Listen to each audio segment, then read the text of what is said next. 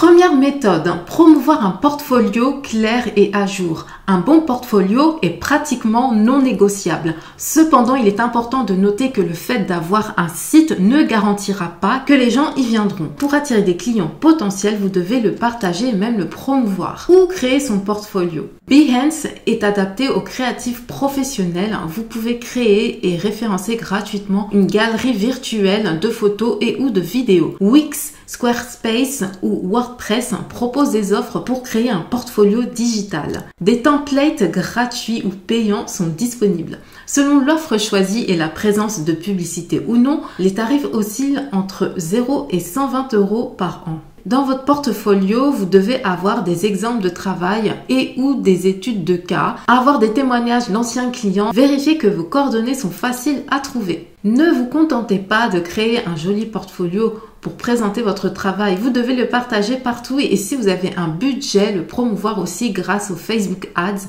Instagram Ads, etc.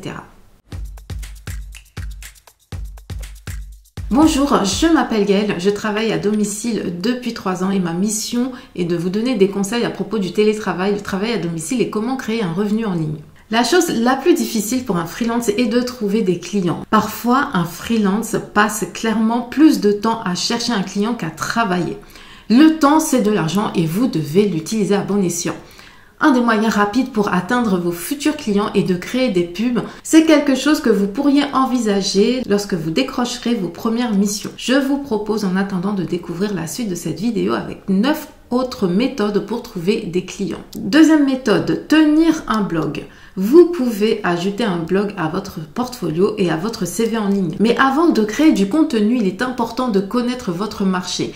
Écrivez des articles qui pourraient être utiles pour un employeur qui recherche quelqu'un comme vous. Si vous êtes assistant virtuel, rédigez un article sur les avantages d'embaucher un assistant virtuel en freelance en termes de gain de temps. Pour un graphiste, comment créer ou choisir son logo. Pour un développeur web, comment la vitesse d'un site web influe sur l'augmentation des ventes. Pour un community manager, quels réseaux sociaux sont à privilégier selon son secteur d'activité. La liste est longue, mais ce qu'il faut retenir, c'est qu'il faut toujours vous positionner du côté de l'employeur pour écrire des articles. Le blogging est une façon de commercialiser passivement vos services et vous-même. Mais assurez-vous d'écrire sur des sujets qui plairont à votre client cible. Troisième méthode, le bouche à oreille. C'est probablement la meilleure façon d'attirer des clients sans faire d'efforts et sans rien dépenser. Quand quelqu'un vous recommande à une personne qu'il connaît, la portée est beaucoup plus grande qu'avec un simple CV ou un portfolio. Les gens font confiance aux recommandations personnelles. De plus en plus de personnes se lancent sur les réseaux sociaux et ont besoin de quelqu'un pour un site web, un montage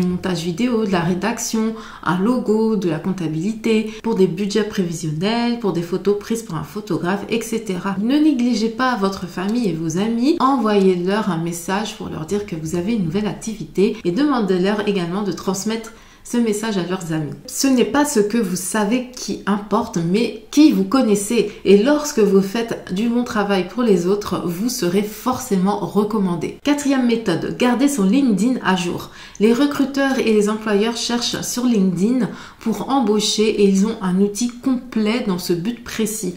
Lorsqu'un recruteur cherche votre nom sur Google, les profils LinkedIn ont tendance à apparaître en bonne place dans les résultats de recherche. Ce qu'il faut faire pour mettre son profil à jour. Ajouter un résumé qui traite de vos compétences, vos réalisations les plus importantes et pertinentes. Il faut garder son expérience et ses compétences à jour.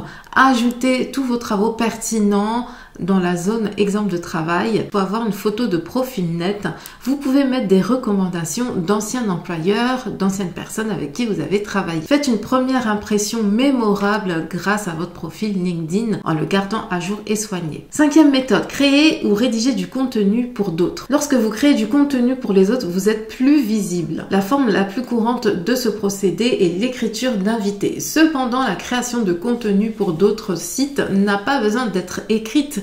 Elle peut prendre la forme d'illustrations, d'infographies, de vidéos avec votre nom au générique, d'images de photographes avec un lien vers votre site. La création de contenu pour les autres vous met en contact avec plus de personnes qui peuvent utiliser votre expertise, ce qui signifie aussi plus de clients potentiels. Faites une recherche concernant les sites web populaires dans votre niche et envoyez-leur un mail en leur proposant un contenu invité. Si ces informations vous sont utiles, n'hésitez pas à liker cette vidéo, à la partager ainsi qu'à vous abonner à ma chaîne et à activer la cloche pour d'autres contenus de ce type. N'hésitez pas également à télécharger gratuitement mon e-book qui regroupe plus de 100 sites web pour trouver un travail en ligne en 2021. Le lien est en barre de description. Sixième méthode, publier sur les comptes des médias sociaux ou des réseaux sociaux pertinents dans votre industrie. Il existe des réseaux sociaux destinés à une grande variété d'industries spécifiques et presque dédiés aux indépendants. En fonction de votre expertise, il existe probablement une plateforme pour vous. Pour les développeurs, GitHub, pour les designers, Dribbble et Behance, pour les photographes, Flickr et Photocritique, pour les vidéastes, Vimeo, et comme LinkedIn, il faut maintenir son profil à jour avec des exemples de travail pertinents. Pour les autres industries, vous pouvez utiliser les réseaux sociaux plus généralistes pour vous créer un compte professionnel. Choisissez-le selon votre niche. Par exemple, si vous êtes un comptable en ligne pour un avocat, vous pouvez être sur Facebook. Si vous êtes un comptable en ligne pour un pâtissier, vous pouvez être sur Instagram. Passez du temps sur les réseaux sociaux où les employeurs potentiels recherchent des talents. Vous pouvez également réseauter avec vos pairs pour obtenir des informations et des connexions. 7. Rejoindre un espace de coworking. Le coworking est comme une autre forme de réseautage en personne. La principale différence est que vous vous rendez généralement dans un espace de coworking tous les jours ou quelques jours par semaine. Les espaces de coworking sont des immeubles ou de grandes salles utilisés par des groupes d'entrepreneurs, propriétaires de petites entreprises ou freelancers. C'est un endroit idéal pour travailler dans un environnement collaboratif. Un espace de coworking est aussi un bon endroit pour se faire des amis. Vous pouvez réseauter avec les autres, collaborer et travailler sur vos missions. Le coworking présente de nombreux avantages, notamment le réseautage avec d'autres personnes qui pourraient avoir besoin de vos services. 8e méthode, participer aux forums en ligne. Il existe des forums en ligne spécifiques à votre secteur d'activité et auxquels vous pouvez participer. Il y a Quora qui regroupe un tas de différentes questions auxquelles vous pouvez répondre, montrant vos connaissances sur le sujet. Kobuan qui est un forum de freelance créatif. Freelance Info qui est destiné aux profils informatiques. Le forum d'entraide auto-entrepreneurs. Les groupes LinkedIn dans votre thématique ainsi que les groupes Facebook dans votre thématique. Certains groupes ou forums proposent aussi des conférences en ligne virtuelles. Participer à des forums est pertinent pour vous et votre expertise. Même si vous vivez dans une région éloignée, vous pouvez entrer en contact avec d'autres personnes dans votre domaine. 9e méthode, créer une réunion en ligne sur Facebook sous forme de mini-cours. Dispenser un cours en ligne ou en live ne nécessite pas nécessairement des plateformes spécialisées.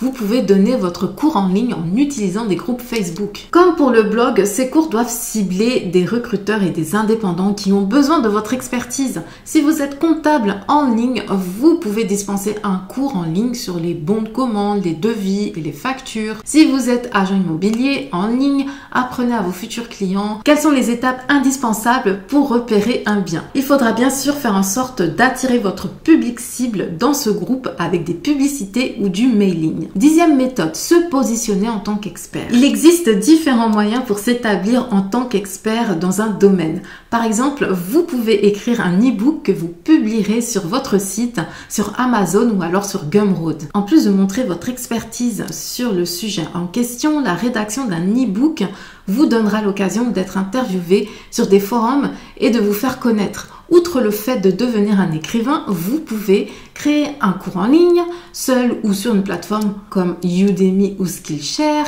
créer un pack de produits d'information avec des vidéos, des fichiers, des feuilles de travail, etc. Accompagner des débutants en ligne dans votre domaine, seul ou sur des plateformes de formateurs. Au-delà de vous positionner en tant qu'expert sur un sujet donné, les e-books et les produits d'information sont un autre moyen de générer un peu de revenus supplémentaires. En ligne, il faut savoir diversifier ses sources de revenus. Utilisez ces méthodes de promotion passive et vous pourriez commencer chaque jour à avoir quelques mails supplémentaires dans votre boîte de réception et c'est ce que je vous souhaite. En complément, je vous conseille de jeter un coup d'œil à ma vidéo sur 5 conseils pour commencer à travailler en tant que freelance avec peu d'expérience, ainsi que la vidéo comment se faire connaître en tant que freelance avec un portfolio. Dites-moi également en commentaire quelles difficultés rencontrez-vous quand il s'agit de trouver des clients en freelance. À très vite!